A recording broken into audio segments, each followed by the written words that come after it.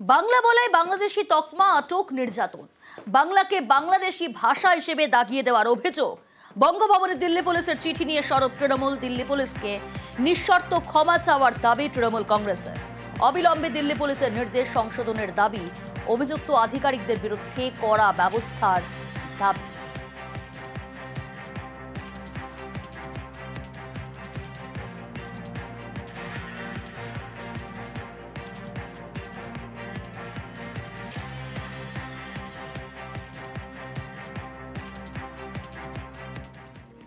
দিল্লি পুলিশের বিরুদ্ধে সোচ্চার মমতা বন্দ্যোপাধ্যায়। বাংলাকে বাংলাদেশি ভাষা হিসেবে দাগিয়ে দেওয়ার প্রতিবাদ। এক্স হ্যান্ডেলে সরব মমতা বন্দ্যোপাধ্যায়।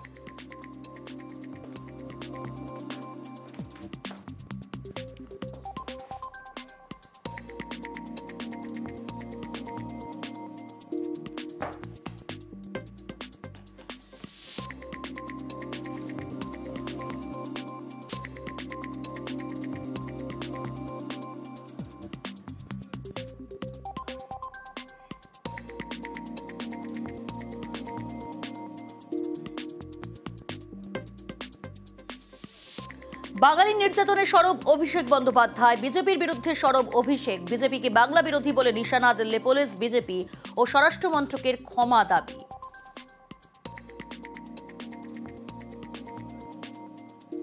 দিল্লি পুলিশ চিঠি দিচ্ছে, translation of documents containing text written in Bangladeshi language.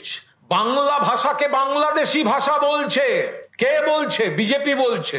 কে বলছে? বিজেপির পুলিশ বলছে।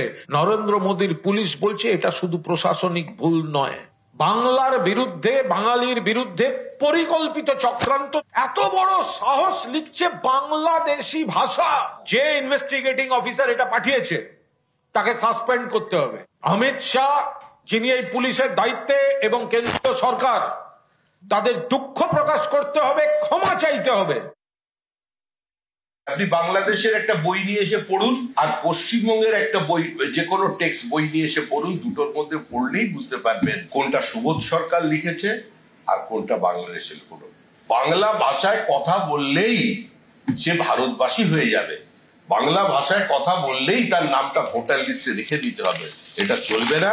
পরিকল্পিতভাবে বিভিন্ন জায়গায় ফেক আধার কার্ড দিয়ে এখন ওরা বঙ্গভবনের মধ্যে ঢুকে পড়েছে। বাংলা এবং বাঙালির স্বার্থে, বাঙালি মাইগ্রেন্ট লেবারদের স্বার্থে একবার যান, এখানে গিয়ে দেখবেন, তাদের সঙ্গে কথা বলুন যারা ভারতীয়। উত্তর 24 পরগনার সংখ্যালঘু ভাই বোনেরা তারা চিহ্নিত করে দিচ্ছেন কারা বাংলাদেশি নাম নিয়ে এসেছেন। আজ ফের সংসদে এসআইআর উত্তাপ। এসআইআর ইস্যুতে আলোচনা হচ্ছে মুলতবি প্রস্তাব। দুই পক্ষই একাধিক মুলতবি প্রস্তাব বিরোধীদের। রুল 267 নোটিশ জমা ইন্ডিয়ার সদস্যদের। উঠতে পারে দিল্লি পুলিশের চিঠি প্রসঙ্গ। নোটিশ জমা কয়েকজন টিএমসি সাংসদের। The Lodi Colony Police Station in Delhi, which falls under the Ministry of Home Affairs and reports to the Honorable Home Minister, has written a letter to our Bangabhavan in Delhi calling Bangla, our mother tongue, a Bangladeshi language. This is not a mistake. It's not a clerical error. This is a calculated action. What the Ministry of Home Affairs and what the BJP are trying to do systematically is to delegitimize our language, our linguistic identity. We demand an unconditional apology from the Delhi police. We demand corrective action, and we demand steps against the officers involved in writing this letter. Otherwise, we have no option but to assume that this has been done under orders from the Home Ministry.